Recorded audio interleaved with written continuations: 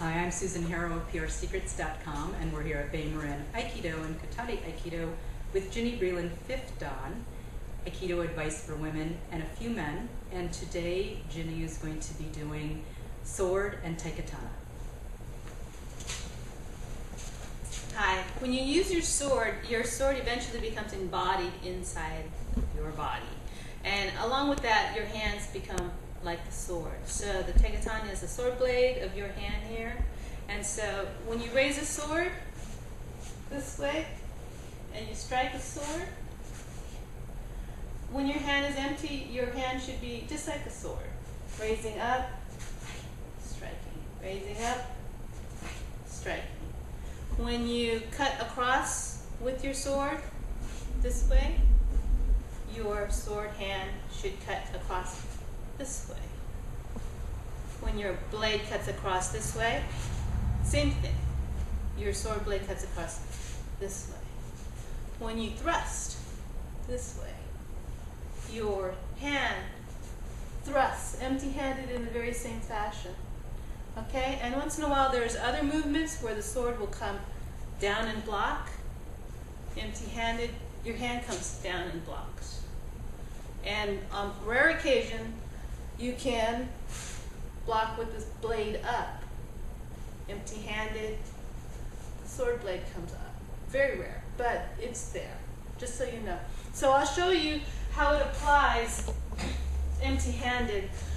As if I had my sword, we'll do one where we're raising the sword up this way. We're thrusting this way. And we're cutting this way. Okay? So repeat here. We'll do some cutting. So hold here.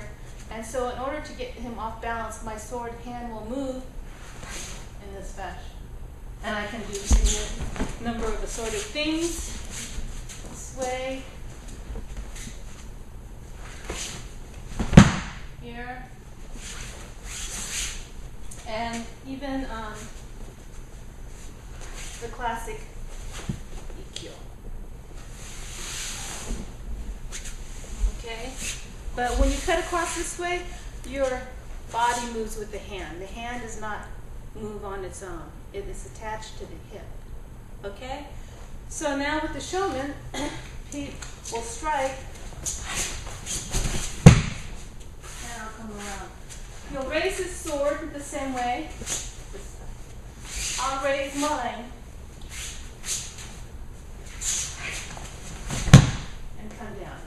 Okay? This is the same sword raising with Morote Dori. When we raise up here, I'm raising my sword up the same way. When I thrust this way, he punches with that hand. I'll come straight through this way, as if I would with my sword. Okay, so it's not pushing P, but redirecting P and stepping in with my sword. So if you notice, the movements are not just the hands going this way, or striking up this way. My body is involved. When we come up straight, my body goes up to come down. When my body does the thrust, my hip turns. So I'm half body. And when I cut this way, it's not a wild cut this way, it's a cut this way. When we strike our sword, it's not exactly cutting like a chop. When I have my sword, it actually is a wind up to cut. So I would wind up to cut.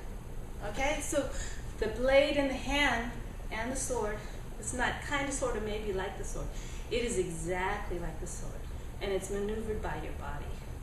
And using the sword in Aikido gives you resolution, gives you decisive motion, and allows you to maybe have a little bit more courage in your entry because your movement is intact, as if you do have your sword.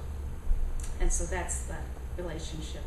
Sword hands, swords in your hand, and without your sword. Thank you, Sensei.